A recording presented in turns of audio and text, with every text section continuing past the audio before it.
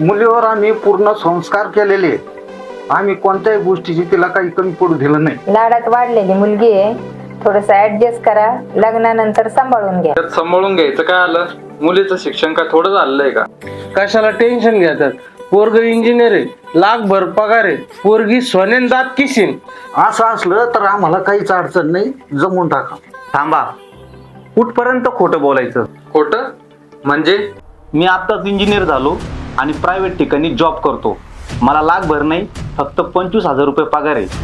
बंगलाही नाही, पण माझं स्वतःचं घर आहे. असं खोटं बोलण्यामुळे कित्येक मुलीचे संसार मोडलेत. उद्या तिच्या इच्छा मी पूर्ण करू शकलो नाही तर तुमच्याही अपेक्षा भंग होणार. तुम्ही मला मुलगी नाही दिली तरी चालन, पण गाड्या, जमीन, बंगले या दिखाऊ धंद्यापेक्षा एखाद्या निर्व्यसनी होत करू गरीब मुलाला मुलगी द्या. भविष्यात त्या मुलीचं कल्याण झाल्याशिवाय राहणार नाही आणि उद्या पस्तावण्याची वेळ येणार नाही.